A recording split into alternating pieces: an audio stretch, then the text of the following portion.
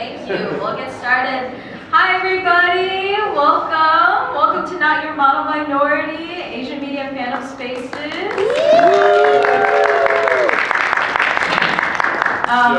My name is Kait Venturina. My pronouns are she, they. I'm a cosplayer, producer, voice actor, and writer. I'm Filipino American, and I'm cosplayed as Kid Love.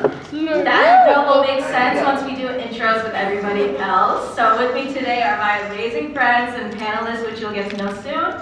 We're all graduates from Columbia College Chicago, as well as former leaders of the established and formerly known Asian Student Organization at Columbia. But even as alumni, we are just still as dedicated to support and create community for those in the Asian Pacific Islander Desi American diaspora, also known as APIDA. During my time as the former president in 2023, I started this program with Ari right next to me, and the rest of our team at the time, debuting at Columbia C2E2 for those who are familiar with that con. Then we expanded our roster of panelists to alumni, as we like to stay connected. So since then, we've been traveling to different conventions, and since 2023, and this will be our second year paneling at C2E2, so thank you again, C2E2, for having us back again, and thank you everyone for being here, APIDA folks, and allies alike on our last day of C2E2. First thing, let's go! So a little bit about this program. Like most of us, I've always been active in fandom for as long as I can remember, though I've always questioned my involvement with fandom as it relates to my Southeast Asian identity and the broader Asian community, especially when the fandoms that I'm a part of center around Asian media, such as anime or K-pop. I also ask myself whether others, specifically non-APIDA people, have the intention of reaching beyond the surface level of the medium that they come across and learning more about the culture. So ultimately, I was inspired by Full of Cosplay's Black Excellence panel, so I'd always like to give them a thank you and shout out for inspiring this idea to open the opportunity to take up space in fandom. And I hope this holds a similar message and inspires other marginalized communities to do the same. So as it says in the title, model minority refers to a stereotype and myth that can date back to World War II, in which Asian Americans are perceived as successful and the complicit minority group in order to uphold white supremacy. But overall, the myth ignores the true diversity, differences, and disparities within the Asian community and pitting us against other communities of color, resulting in anti-Blackness and colorist perspectives. And that's why I wanted to create this panel and why all of us are here today to unpack, educate, dismantle, and ultimately how we can be better and empower one another. So this is our agenda. We'll start with our intros, presentation, and a Q&A with you all. Access to the presentation, resources, and contact info if you'd like to stay connected will be available at the end of this panel. So we'll start with our intros with name, pronouns, ethnicity if you're comfortable, previous role in the Asian Student Organization, profession, and cosplay, because we came up with a little something today. Hello everyone, my name is Ari Batang. My pronouns are she, her. I am a Filipino writer, director, and content creator here in Chicago. While at ASO, I had a variety of roles, but most recently was senior advisor. And today, I am Pokemon bounding as Sylveon. Morning everyone, my name is Mitch Ray Cheng. I am a filmmaker around Chicago, he, him, his. When I was at ASL, I was vice president, and before that, I was the historian. And I'm also Pokebounding it right now as Porygon. Wait.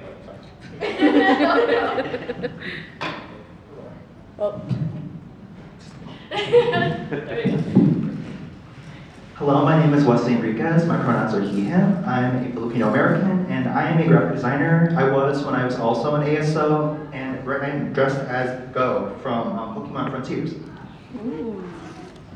Alright, hi folks, my name is Tina Kim Nguyen. I use she, her pronouns. I am a Chicago-based theater artist and actor. I'm also a member of a comedy show here in Chicago in Old Town called Batsu. It's part Japanese game show, part improv games. I am Vietnamese. I was the president of ASO back in 2018. And today I'm dressed as Dawn from the Pokemon franchise. Hi, my name's Jess Oh. Nice to meet y'all. My pronouns are she, her, hers. I currently work as a graphic designer. I'm a second-gen Korean American, and when I was in ASO, I served as creative director under Tina's reign in 2018, and today I'm dressed as Pokemon Trainer Lead.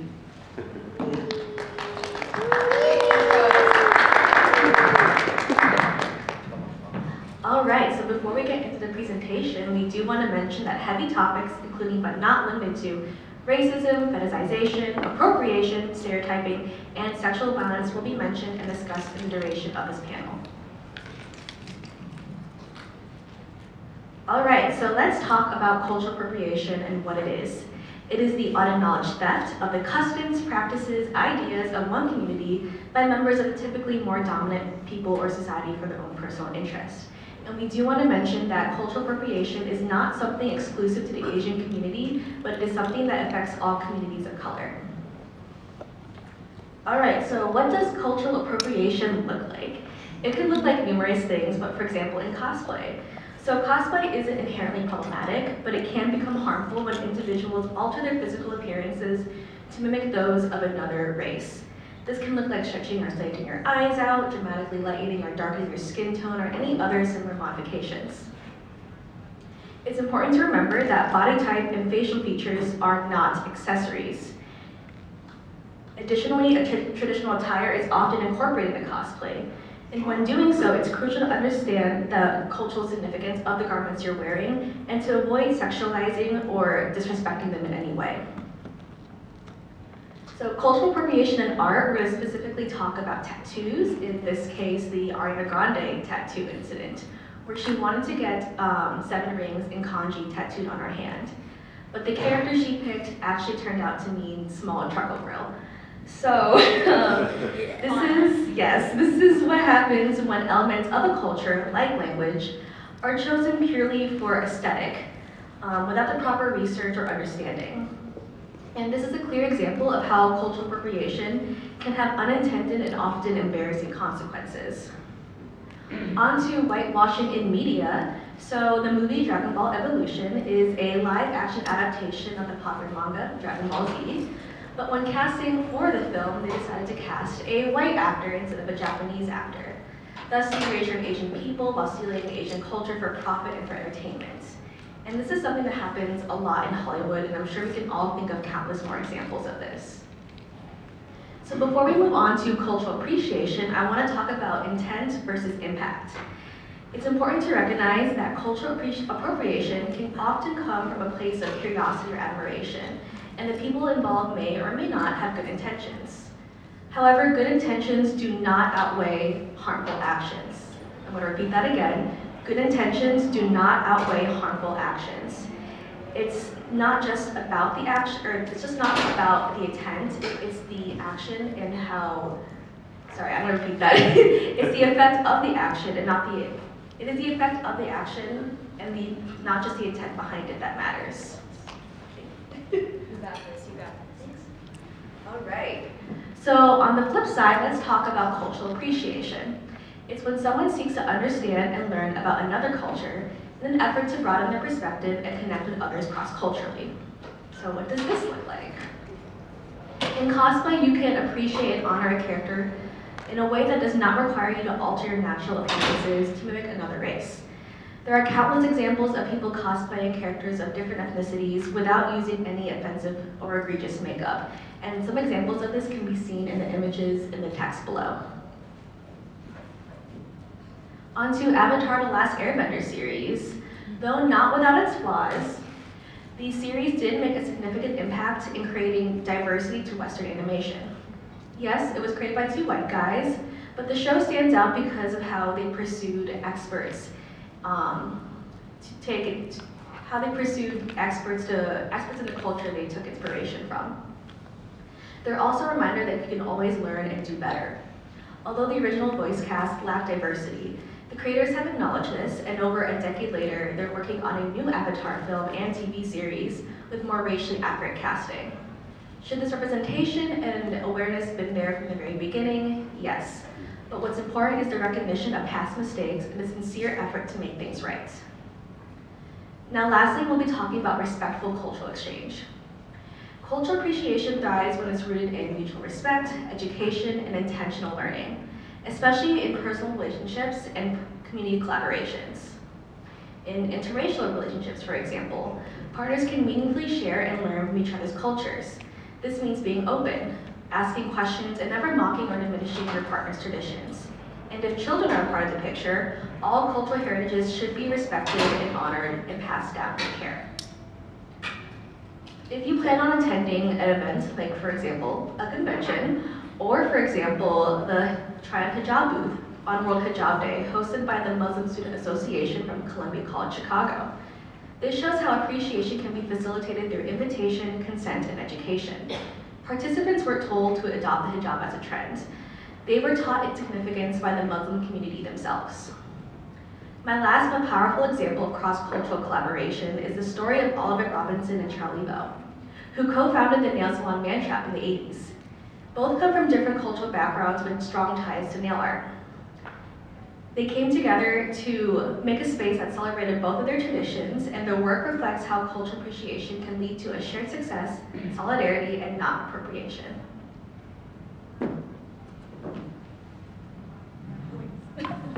I forgot one more slide. All right, so questions to ask yourself when engaging in media. Why am I doing this? What are my intentions, and do my actions match those intentions? Does this object, item, food, etc. hold any cultural significance or importance? Am I changing anything about myself, or am I doing something to fit a stereotype? Am I using another person's culture for my own gain? And do I know enough about this topic or item? And lastly, do I have permission to do this, and am I open to being corrected or challenged?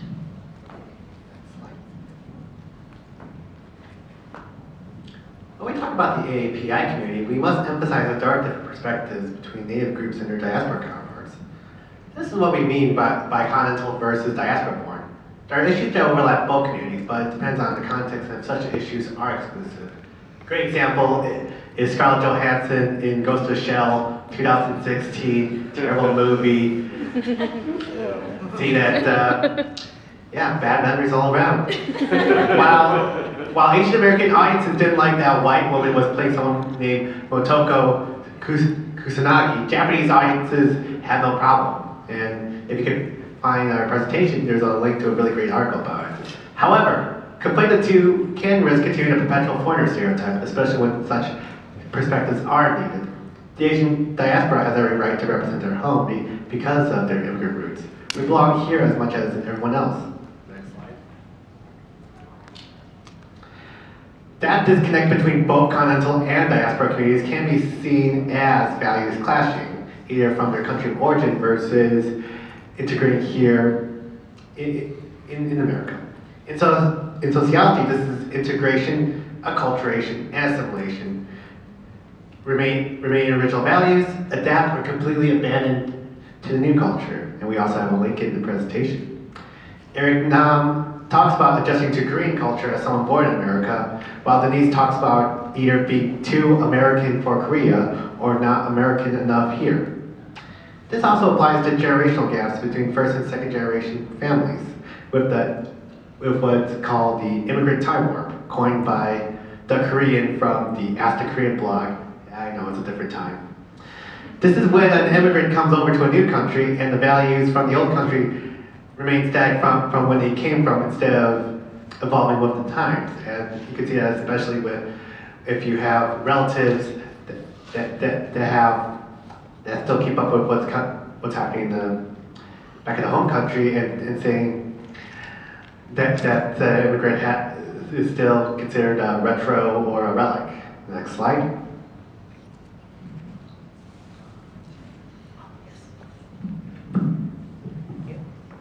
Okay, so to finish off the topic of diaspora-born and continental-born, I wanted to bring in shows and movies that highlight the topic itself, but also bring in other topics that are related to it. So, for example, the first show, Sort Of, which follows a gender-fluid character that's Pakistani named Sabi. So this character, how does being gender-fluid, how does that work with her family, for example? And then moving on to Turning Red and Never Have I Ever, both of those movies are coming of age in middle school and high school. and it's also puberty. So how does that relationship with their parents work out? And then moving on to Crazy Rich Asians and The Brother's Son. Both of those movies are talking about class. And you can see that both of the main characters, you can see how the interactions of their family and how they perceive being middle class and high class. And you can see that contrast in both the main characters. And Everything Everywhere All at Once. So this movie has a lot of different themes, but I think the one relevant to this one is depression. As you can see in the character of Joy, in the movie throughout it, you can see the way she interacts with her mother. And I think it kind of shows that stereotype of you in the family, discussing emotions is something that is not openly discussed. So the wacky ways of which she talks to her mother is very showing of how that relationship and how not straightforward that is. In Fresh Off the Boat, you can see a multi-generational household. So it ranges from grandmother, the parents, and then 3 kids who throughout the show go through middle school, grade school, and high school. And then the last one, Elemental, is created by a Korean American director, and they infuse a lot of their childhood into that one. You can see an Ember and her father in that relationship, and then you can see so the main theme of that movie is interracial between Ember and the guy Wade, and you can see you can contrast the relationship between Ember and her introducing Wade into their family versus Wade introducing Ember. Okay, next slide. All right, so I'm going to talk about how appropriation can harm the APIDA community and other communities of color. The lines can blur between appropriation and appreciation, leading to an overgeneralization and lack of understanding of the entire Pan-Asian community. The example I have here is once again Avatar: The Last Airbender. The top picture is the animation of the Fire Nation girls. As you can see, they have very sharp, pointy, angular features. This is often a shortcut in animation to depict, villainous or evil characters. You might see other examples like Scar from The Lion King or Jafar from Aladdin. Again, very pointy features. Now, when they were casting for the live action show, of course, they cast Asian girls. These girls on the bottom picture, as you can see, they have much rounder, softer facial features, which is a very common trait in Asian people. But these girls ended up receiving a ton of hate for not looking exactly like their counterparts, and some of them even got fat-phobic comments, which of course is not okay, especially considering these girls are teenagers, Next slide, please. So appropriation can also uphold stereotypes of people. The examples I've listed here are the perpetual foreigner, the martial artist, the nerd, or the quote-unquote exotic love interest. I'm going to refer to a study done in 2021 by the Gina Davis Institute on Gender and Media, the Coalition of Asian Pacifics in Entertainment, and Gold House. They took a look at the top 100 grossing films throughout the 2010s and also 126 films that starred Asian American actors. Despite Asian Americans making up 7% of the US population, 2010's films only had 4.5% of those films be Asian leads, and 5.6% were supporting roles. When they took a look at Asian actors in movies, they found that 72% of the time they were in a supporting role, and 43% of the time a character that was supposed to be considered funny was actually a punchline to be laughed at instead of laughed with. The example that I have here, of course, is Long Duck Dong from 16 Candles. Obviously, his name is supposed to be laughed at as a pun in the English language, but he was seen as very nerdy, very unattractive. A gong sound would play every time he appeared on screen. So that's not okay, obviously. And then I have one more note to add to what Ari said earlier, that anyone can commit cultural appropriation, even in communities of color. The example I have here is K-pop. K-pop borrows a lot of elements from hip-hop, which is from the Black community. So a lot of their music styles, of course, their dance moves, but sometimes it can go a little too far. For example, this idol here, she is wearing braids and dreads. And this happens, sadly, a lot more often than not. But this idea kind of perpetuates that when other people steal this culture, it is okay, whereas when Black people do it because it's part of their culture, it's something that they have inherently, it's not okay with them. I'm sure you see news reports about how some people will get in trouble or get even fired for wearing their natural hair. Next slide, please. So, we've learned a lot of heavy info so far, so feel free to take a quick breather if you need to. So has there been any positive representation during a time of so much cultural appropriation, stereotype, typecast, and general disconnect? And the answer, surprisingly, yes, there has. When Crazy Rich Asians debuted in 2018, there was a sharp increase in Asian cast members both behind and in front of the camera. And while that movie was in no way perfect, it did pave the way for an increased accessibility for many people from the APIDA community. But before we get there, let's take a look at some films and TV shows from before 2018. Next slide. So here we have some beloved franchises from before 2018, such as The Walking Dead, Power Rangers, Grey's Anatomy, Star Trek, and so on. And so many of these characters were allowed to be interesting because of their character and not because of their race, something that's often given to white actors by default.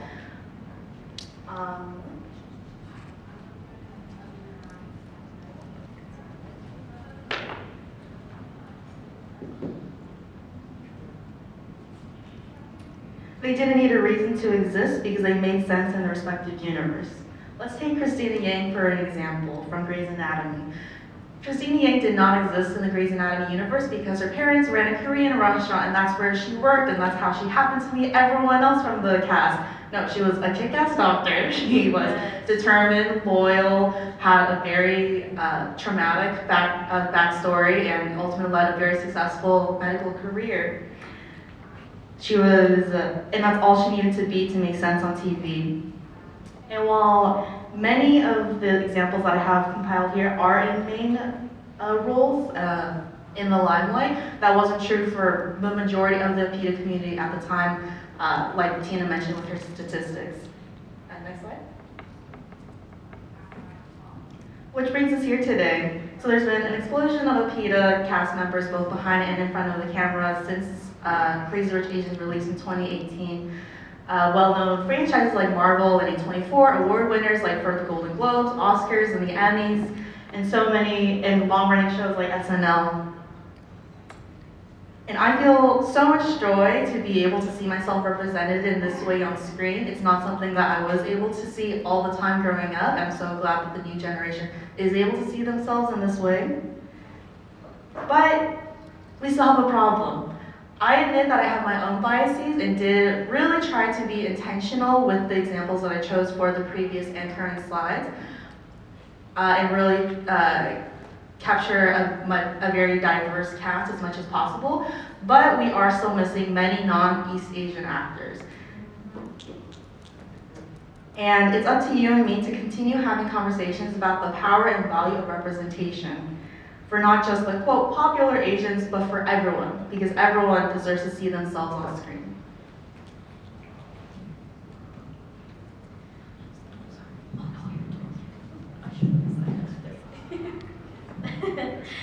All right, so that leads us to the almost to end of our presentation.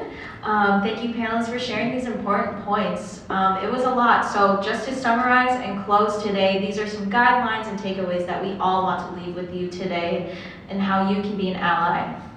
First up is doing your own research, also known as don't just ask your Asian friend. Like Tina did, it's about finding the facts. Reading literature, social justice, always staying informed. We are always here to take up space and speak our truths, but that shouldn't solely be your form of education.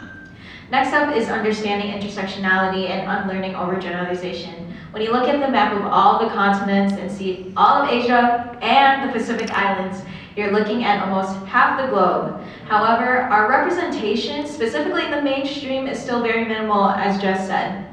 Every Asian person is not the same, and we all come from different walks of life, from age, queerness, disability, those who hold more than one racial identity, economic status, immigration status, as Mitch and Wesley were speaking upon. All this to say is that we're not a monolith, and that all of our identities that we hold deserve to be seen, and that we are more than just the narratives that center around our oppression.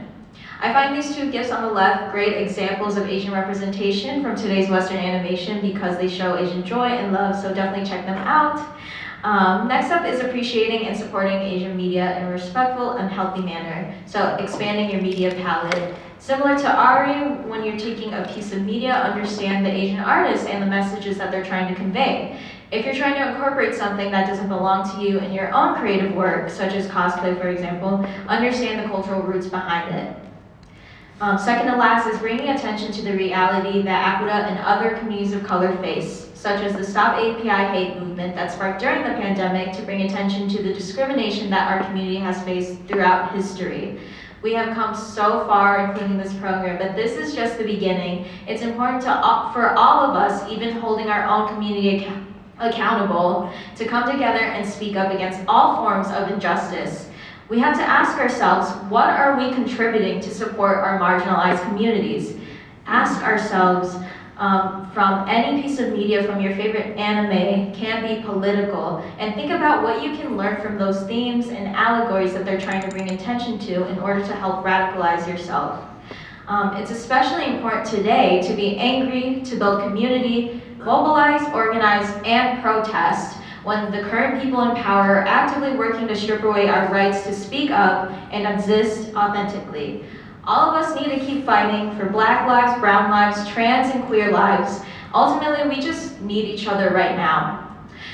And lastly is uplifting and actively listening to APIDA voices. We should and will be allowed in the spaces that have been dominated and gatekept by white people for too long. Our community deserves to feel belonged, feel safe, and feel joy in fandom, especially if the piece of media involves our uniquely vast cultures and narratives.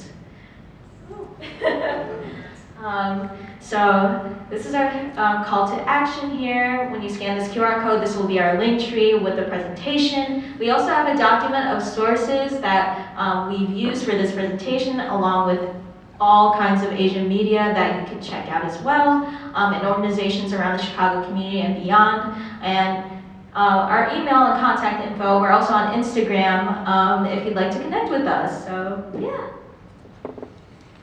All right, thank you all for listening to our presentation. We really appreciate your time today.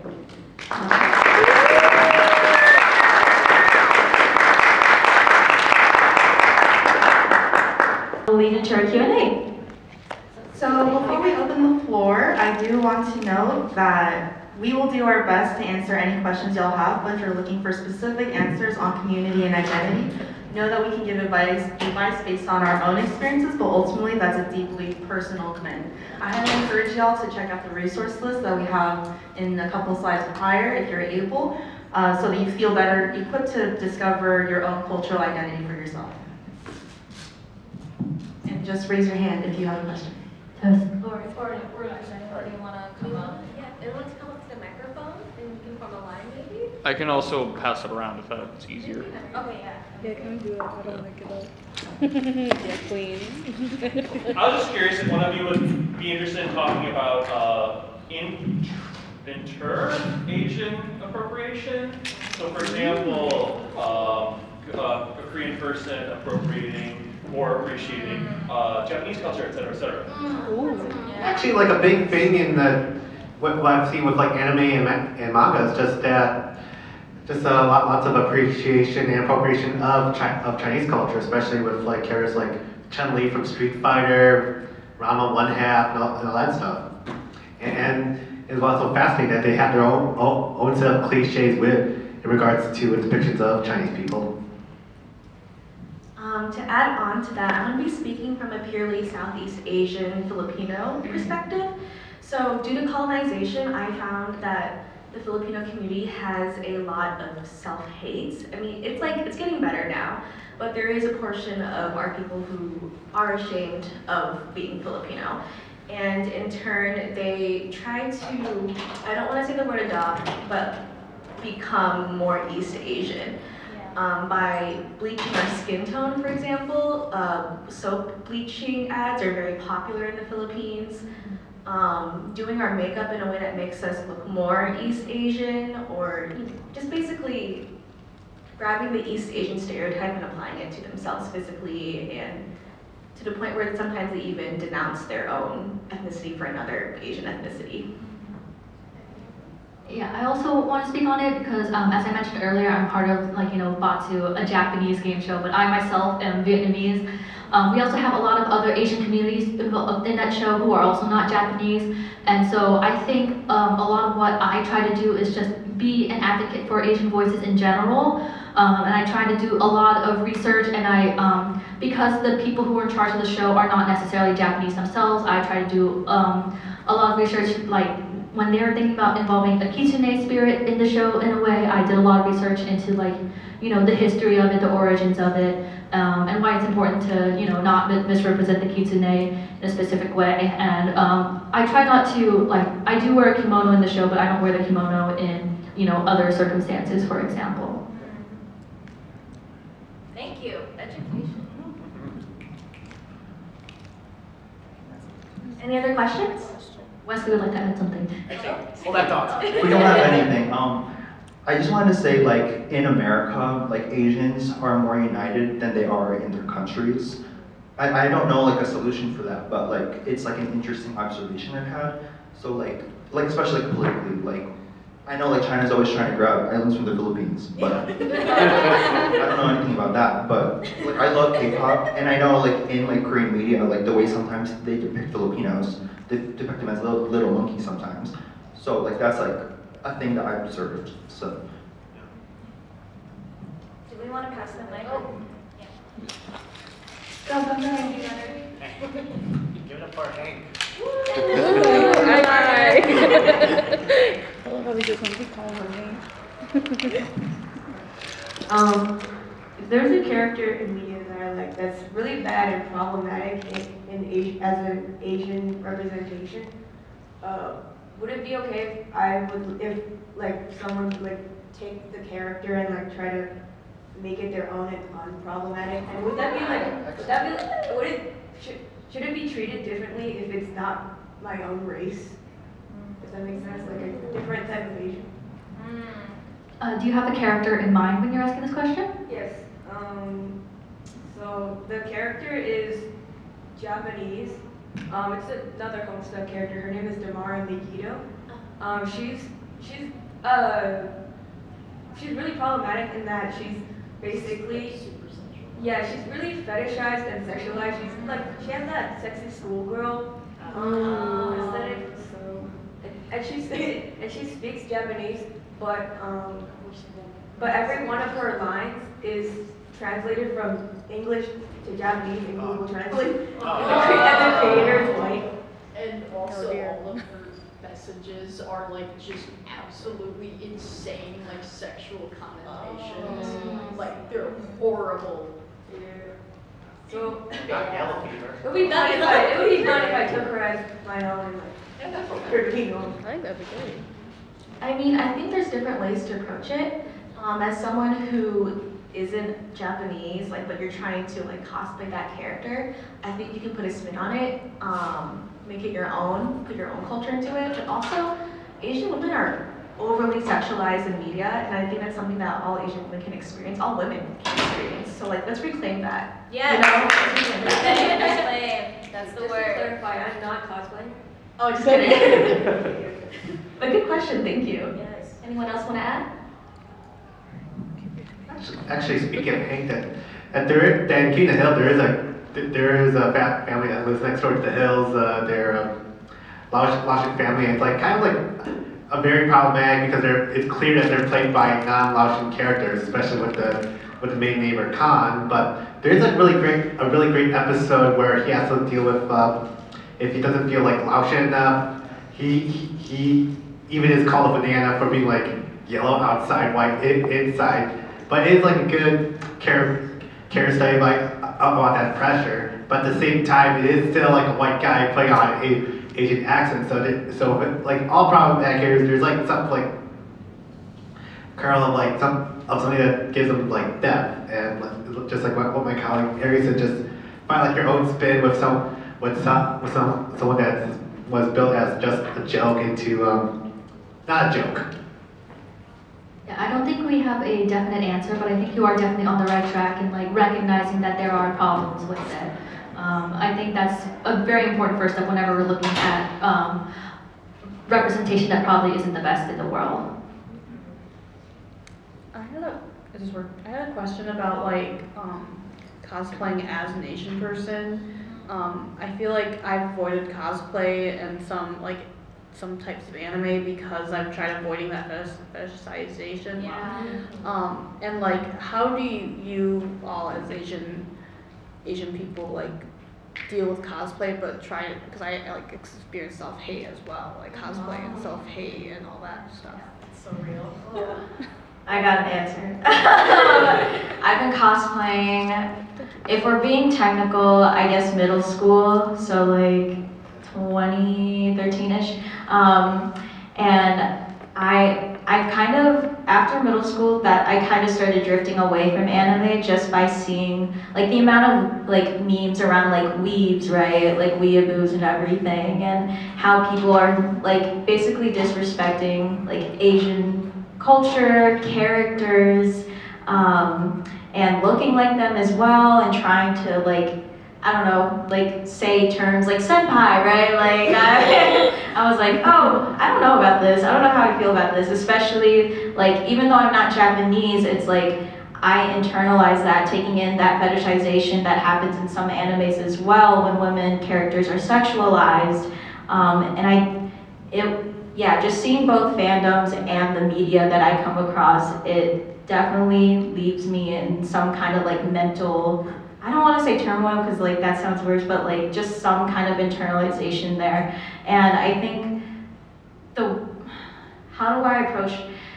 Honestly, it's just finding community, finding Asian folks who understand and where you're coming from. And I'm glad that you're here because, you know, we're here for you in this space because we need each other, honestly. Like, it's so hard to find each other in cons. Like, this is why we need to connect with one another. And I think that kind of support will help us build that confidence to be ourselves and reclaim what should be ours. And to add on to that, I feel like we shouldn't let other people dictate what we do with ourselves. You know, we should do what makes us happy, and if that's cosplay, then cosplay. I feel like I was in a very similar position as well. I didn't like being fetishized by all of the gross people around me, obviously.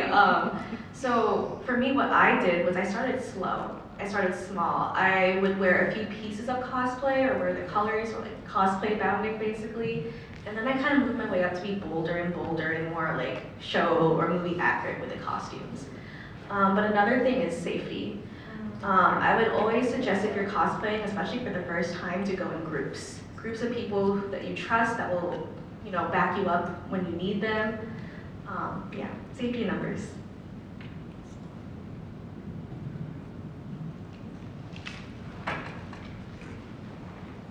Yeah, my question kind of goes right off that one.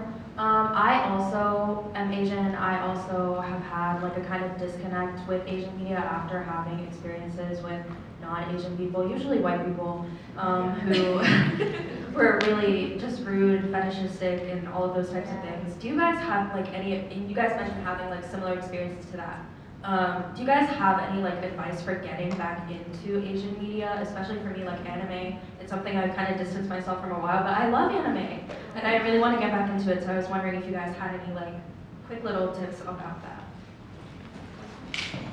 I guess for me, I really enjoy anime, but I didn't get into it until later in life, and my boyfriend, who is not Asian, he's Mexican, started showing me a lot of anime, but it wasn't necessarily like, you know, your very stereotypical anime. It was just like kind of like the more off the beat ones, like I guess like my main example is because I'm a big nerd of Spy Family. Just because like the characters aren't inherently like Japanese or Asian or anything like that, and it doesn't like involve like a lot of fetishization. Besides, well, York does some fighting and she looks really hot while doing it. But reclaim. But like I guess like looking into shows that don't necessarily have like the more stereotypical aspects, finding ones that are more offbeat. Kind of can tend to get you back into the anime you enjoy. I don't know if you've, I don't know how much anime you've seen, but maybe looking at the more popular ones can help with that process. If a dude bro likes it, avoid it. like the dude bros, like if they like it, probably avoid it.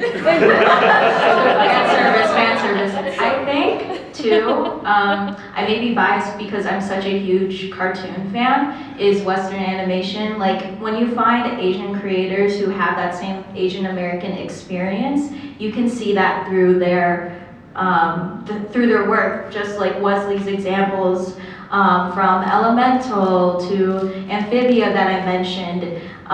You kind of sense when you watch that, like you understand where they're coming from, even though they're, if they're like, more fantasy elements and everything. Like even Nimona as well with, oh my God, I'm like blanking on their names, but I love them so much, gay people. Or don't, and just like watch We Bear Bears. That's also that's an Asian American animated series that feels very Asian American. Just another example, the Filipino anime Trece. So yes, I'm still waiting on season 2. I think it's happening. We'll see. But like being able, so that's another kind of cultural exchange, right? So yeah, just finding other like pieces of media that kind of just don't fall into that fan servicey category generally, yeah. Find what you love. Yes. Yeah, that kind of leads into my question, actually. I was going to ask if there was any recommendations or favorites that you had for... Check out our resources doc. We have a lot there. Let me see if I can pull it up, but in case of anybody... I do have one of like a recent one that came out on Hulu called Deli Boys. It's about Pakistani brothers. I do have a friend who has a co-star role in it, so like I always wish him. He's very it's very exciting, but great Asian representation that also goes beyond the East Asian diaspora. Oh, my bad. I'm into K-pop and anime, but I think everyone has that time. Excuse me. I think everyone has that time where they want to learn the languages or like obviously Korean, Japanese, or so on and so forth. I have and am in that phase or that having that moment. Or hyperfixation. But I do get kind of hesitant because of the like weeaboo, Koreaboo title. I don't want to be like insensitive. It's not just I want to learn the language to enjoy the media that I enjoy, but also the culture. I love looking at mythology, like from Greece to Indian mythology, stuff like that. So I know it's like the intent behind it obviously is not, but again, we were talking about that earlier, intention kind of doesn't really matter. But my question is, like, as an outsider to the culture community, how much interest is like too much? Like comes off as like, whoa, buddy, like slow it down. I think again, like we mentioned earlier, it does come down to intent to some extent, and it sounds like you're trying to be very respectful, which is a great sign, so kudos to you. I think in the past, I'm Korean, I think in the past when I have interacted with Koreakus and I felt uncomfortable, it was when I felt like they were overly obsessive and idolizing the country. And Korea has its own share of problems. I was actually just watching a video this morning about how Korea will probably cease to exist in 2060 because the birth rate is very, very low and has its own slew of issues.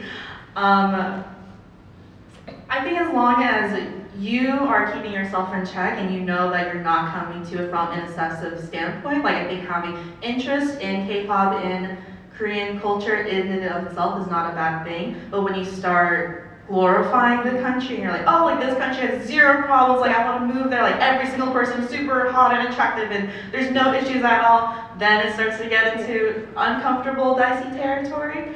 But I think also if you're genuine about wanting to learn more about the culture, then there are definitely resources out there. Like I'm watching the K-drama When Life Gives You Tangerines right now, which is very heartbreaking.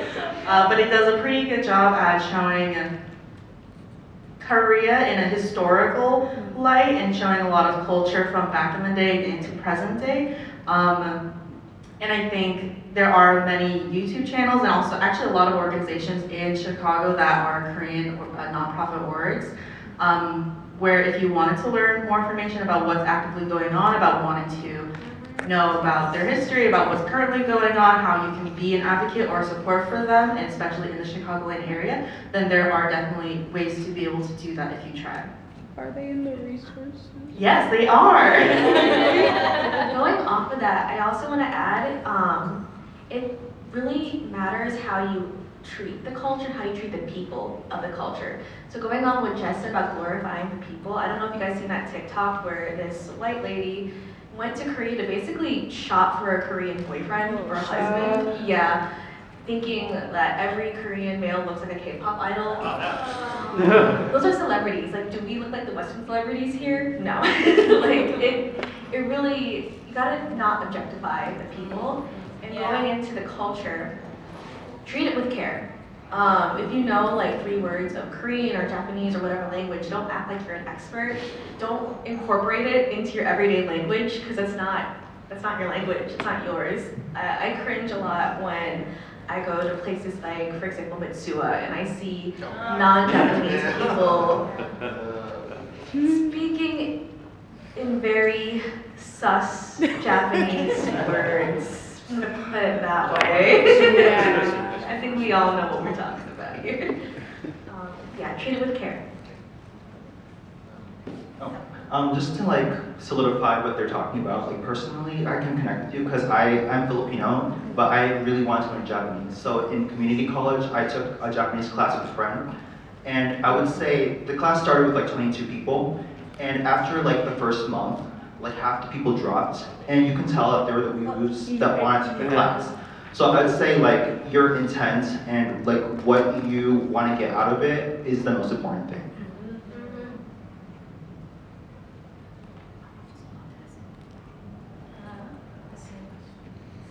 I will say it is 12 o'clock right now, which is when we're legally supposed to be kicked out.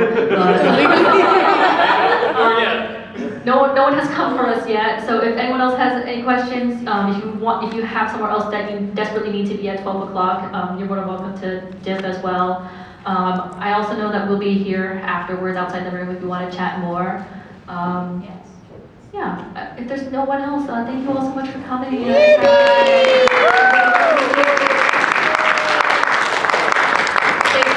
Stay connected, follow us on Instagram. We'll be doing more programs like these in the future. Yay!